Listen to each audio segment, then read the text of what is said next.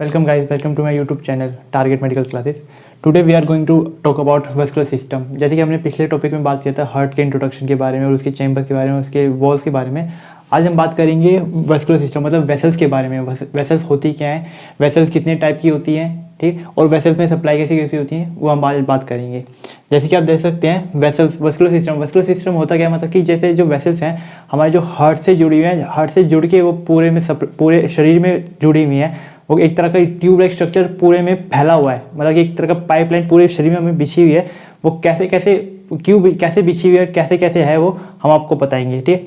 जैसे कि आप देख सकते हैं कि वैस्कुलर सिस्टम जो है दो प्रकार की होती है, आर्टरीज और वेन। आर्टरीज और वेन का मतलब क्या होता है, एक होता है आर्टरी, एक होता है वेन। पहले हम बात करते हैं आर्टरी के बारे में। आर्टरी होती क्या है, आर्टरी में बेसिकली होती है एक ट्यूब लाइक स्ट्रक्चर होता है, ठीक है। उसमें क्या होता है, वो जो है ऑक्सीजनेटेड ब्लड कैरी करती है।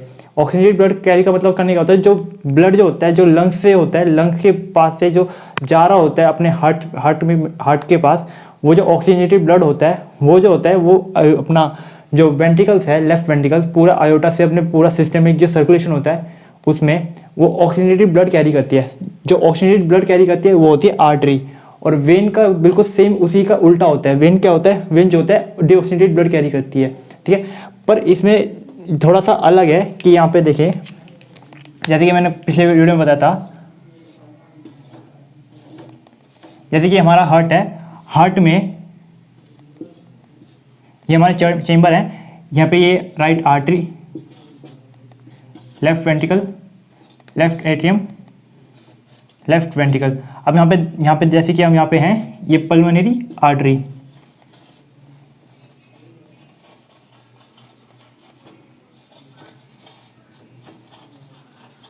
और यहाँ पे आती है पल्मोनरी वेन।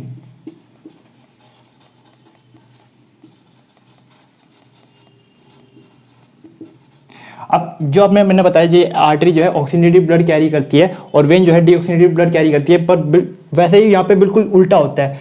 यहाँ पे क्या होता है कि जो राइट वेंट्रिकल से जो वेन निकल रही है, ये जो डक्ट लाइक स्ट्रक्चर, ये जो निकल रही है, वेन निकल रही है, इसे बोलते हैं हम पल्मोनरी आर्टरी। इसका काम क्या होता है, ये जो आर्टरी होती है ये अकेली ऐसी आर्टरी होती है जो डीऑक्सीजनेटेड ब्लड कैरी करती है।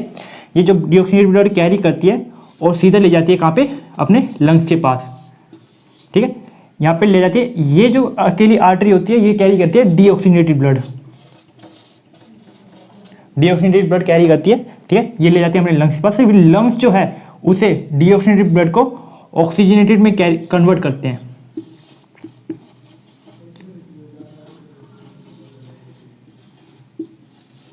उसे ऑक्सीजनेटेड में कन्वर्ट करके वो अपना 4 पल्मोनरी वेन में ट्रांसफर कर देते हैं। मतलब कि जो लंग्स है डीऑक्सीजनेटेड ब्लड को ऑक्सीजनेटेड में कन्वर्ट करके 4 पल्मोनरी वेन में जो है आगे भेज देते हैं। पल्मोनरी वेन जो है ऑक्सीजनेटेड ब्लड कैरी करती है।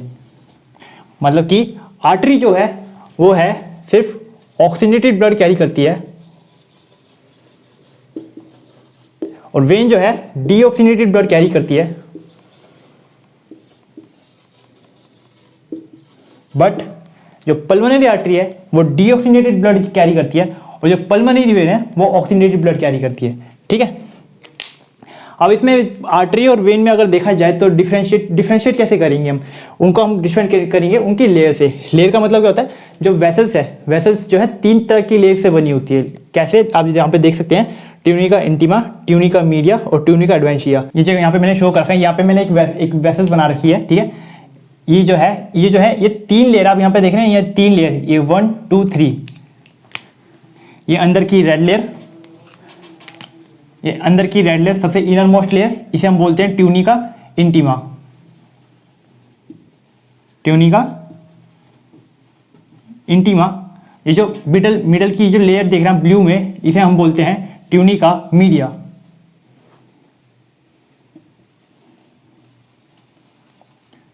Tunica media. और जो आउटर लेयर देख रहे हैं, ये वाली सबसे भारी जो आउटर लेयर है ये वाली, इसे बोलते हैं हम ट्यूनिका एडवेंशिया।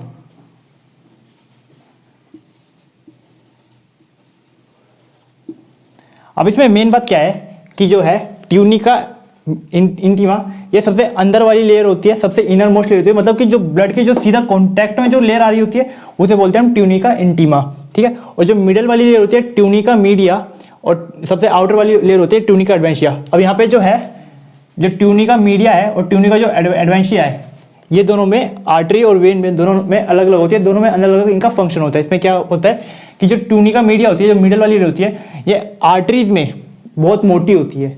बहुत मोटी का मतलब होता है इतनी मोटी, मतलब काफ़ी मोटी होती है कि इसका जो मेन काम होता है जो आर्टरी में होता है, जो यहाँ पे वेंट्रिकल्स जो होते हैं, वेंट्रिकल्स में जब आयोटा में जब प्रेशर जाता है, बहुत ज़्यादा प्रेशर जाता है, आर्टरीज में बहुत ज़्यादा प्रेशर जाता है, क्योंकि जो वो आयोटा वो अपना वेंट्रिकल है, लेफ्ट वेंट्रिकल, जो आयोटा में जो बहुत प्रेशर से ब्लड छोड़ता है ताकि पूरी बॉडी में फैल जाए। तो ये जो मिडिल लेयर है, इसलिए सबसे मोटी होती है ताकि जो उस प्रेशर को कंट्रोल करके रख सके, ठीक है।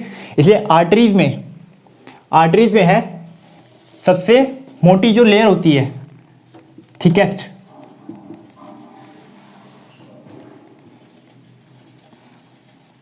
Layer is tunica media.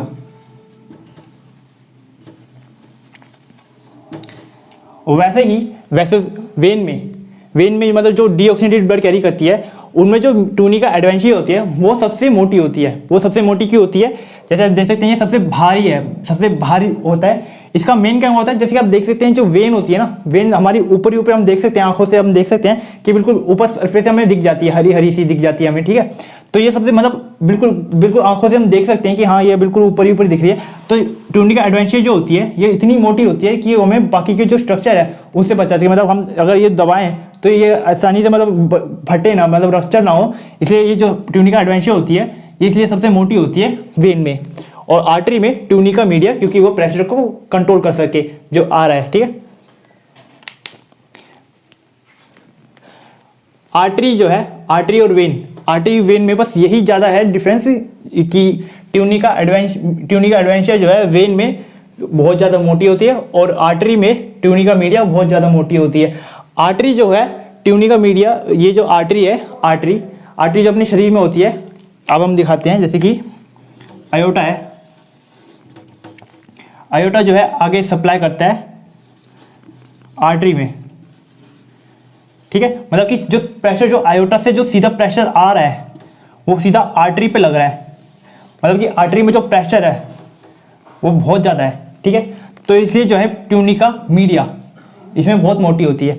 जो आर्टरी इसी कारण से जो है आर्टरी जो है अंदर डीप अंदर होती है, हमें दिखती नहीं है ज़्यादा, ठीक है। पर कुछ ऐसे पॉइंट होते हैं जहाँ पे हमें आर्टरी को महसूस कर सकते हैं। जैसे कि अपने यहाँ पे जो है, यहाँ पे पॉइंट पे, यहाँ पे जो जॉइंट है हमारा, यहाँ पे हम देख सकते हैं। तो यहाँ पे हम देख सकते हैं टच करके कि हाँ यहाँ पे बीट को महसूस कर सकते हैं, तो हम वो आर्टरी को महसूस कर सकते हैं, ठीक है। तो आर्टरी जो होती है वो अंदर ही होती है, अंदर की तरफ होती है, अंदर की मतलब कि अंदर डीप में होती है, और जो वेन होती है वो सुपरफिशियल होती है। ब्लड सर्कुलेशन और उसके पास है। ब्लड सर्कुलेशन मतलब कैसे ब्लड जो है हमारी पूरी बॉडी में सर्कुलेट होता है, कैसे कैसे कहाँ जाता है, कैसे कन्वर्ट होता है, हम वो पढ़ेंगे, ठीक है। मतलब उसके पाथवे के बारे में, ठीक है, क्या क्या रास्ता वो अपनाता है, ठीक। अब हम सबसे पहले अगर यहाँ से स्टार्ट करें कि स्टार्टिंग पॉइंट से कि superior inferior vena cava, superior vena cava और इंफीरियर वेना कावा, मतलब कि जो एक ऊपर की जो वेन्स है, ऊपर वाली वेन्स और नीचे वाली, मतलब जो ऊपर से head neck portion upper limb से और लोअर लिम्ब से अपने नीचे वाले पोर्शन से जो अपना जो डीऑक्सीनेटेड जो ब्लड आ रहा है वो सारा जो है यहाँ पे वेना कावा के थ्रू यहाँ पे राइट एट्रियम में गिरता है, ठीक।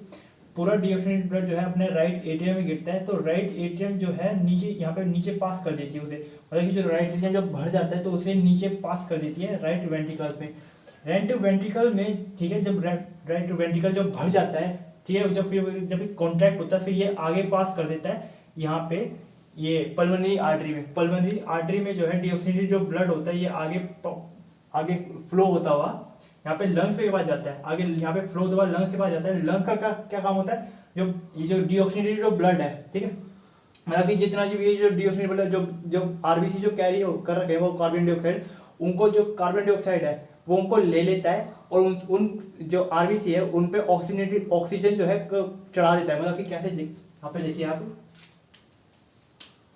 ये मान एक आरबीसी है, ठीक है, ये आरबीसी है, इसके ऊपर हीमोग्लोबिन है, ठीक है, ये हीमोग्लोबिन मान लीजिए, एक हीमोग्लोबिन है। तो एक हीमोग्लोबिन जो है 4 मॉलिक्यूल्स ऑफ ऑक्सीजन कैरी करता है, ठीक है। अब अगर एक हीमोग्लोबिन 4 ऑक्सीजन मॉलिक्यूल कैरी करता है तो वैसे ही एक हीमोग्लोबिन जो है CO2 भी कैरी करेगा, इसके 4 मॉलिक्यूल, ठीक है। जैसे ही ये जहाँ पे लंग्स के पास जाता है, लंग्स जो है CO2 अपनी तरफ ले लेती है और ऑक्सीजन जो है वो इस पर हीमोग्लोबिन चढ़ा देती है, ठीक है। ये चढ़ाने के बाद जो है लंग्स जो आगे यहाँ पे आगे सप्लाई कर देती है पल्मोनरी वेन में, जो है लंग्स से जो है 4 पल्मोनरी वेन निकलती है जो सीधा यहाँ पे लेफ्ट एट्रियम में आती है। ये जो है ऑक्सीजनेटेड ब्लड में कन्वर्ट होने के बाद जो लेफ्ट एट्रियम में आती है, लेफ्ट एट्रियम से जो है नीचे की तरफ यहाँ पे पुश हो जाता है, और जब ये बढ़ जाता है तो ये कॉन्टैक्ट होता है, फिर ये नीचे की तरफ यहाँ पे वॉल्स के थ्रू यहाँ पे लेफ्ट वेंट्रिकल में आ जाती है, ठीक है। लेफ्ट वेंट्रिकल में जब ब्लड आ जाता है ऑक्सीजनेटेड, तो लेफ्ट वेंट्रिकल भर जाता है, ठीक। तो जो है ये पूरा जो ब्लड है आगे की तरफ आयोटा के में अंदर फेंक देता है, अंदर इतना प्रेशर से फेंक देना, इसका जो प्रेशर होता है वो होता है 120 mm ऑफ Hg। इस प्रेशर से ये जो है यहाँ पे जो वेंट्रिकल में जो ब्लड ऑक्सीजनेटेड ये जो है आयोटा के अंदर फेंक देता है। जो आयोटा जो है जो सबसे बड़ी एक आर्टरी बोलते हैं आयोटा को, जो है आयोटा जो है सबसे बिग आर्टरी है, बिग आर्टरी कहते हैं इसे, ठीक है। आयोटा जो है फिर आयोटा जो है कैरी करता है अपने ऑक्सीजनेटेड ब्लड, और फिर जो है इसे आगे पूरे बॉडी में ट्रांसफर कर देता है। जो सर्कुलेशन है, जो मतलब जो आयोटा से लेकर जो पूरे बॉडी में जा रहा है, ठीक है। यहाँ पे आयोटा से लेकर बॉडी के पास जा रहा है और बॉडी से दोबारा वेना कावा के थ्रू पूरा डीऑक्सीजनेटेड ब्लड कन्वर्ट होकर यहाँ पे जो राइट एट्रियम में जा रहा है, इस सर्कुलेशन को बोलते हैं हम सिस्टमैटिक सर्कुलेशन।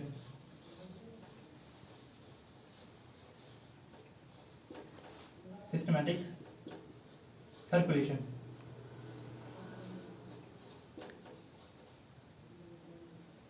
ठीक है। ये जो मतलब कि आयोटा से जो ऑक्सीजनेटेड जो ब्लड आ रहा है ये आगे फ्लो होता हुआ अपने पूरे बॉडी ऑर्गन, पूरे लिम्स, अपर लिम्स से लोअर लिम्स से पूरे हेड नेक पूरे पे सप्लाई होता हुआ जो बॉडी है, बॉडी जो है ऑक्सीजनेटेड ऑक्सीजन जो है उसे ले लेती है, और जो उसके पास जो CO2 होता है उसे कन्वर्ट करके, मतलब ऑक्सीजन को लेके जो उसके पास जो वेस्ट होता है CO2 होता है उसको RBC पे चढ़ा के, मतलब आगे RBC में कन्वर्ट करके, मतलब जो ऑक्सीजन लेके और CO2 को छोड़ के आगे सप्लाई कर देती है, ठीक है। ये जो फिर आगे सप्लाई करती है डीऑक्सीजनेटेड ब्लड, ये आगे जाके सुपीरियर वेना कावा से फिर दोबारा ये जो है सर्कुलेशन दोबारा स्टार्ट हो जाती है, ठीक है। अब ये जो सर्कुलेशन है, मतलब कि यहाँ आयोटा से निकल के बॉडी के पास, बॉडी से फिर सीधा vena superior inferior vena cava से सीधा जो राइट एट्रियम में गिरता है, इसे बोलते हैं सिस्टमैटिक सर्कुलेशन।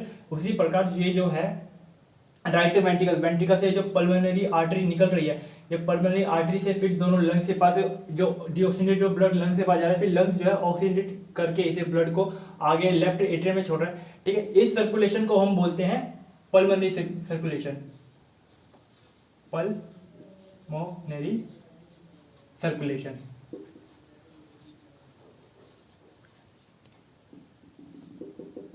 पल्मोनरी सर्कुलेशन, जैसे इसके नाम से पता चले पल्मोनरी मतलब लंग्स, ठीक है।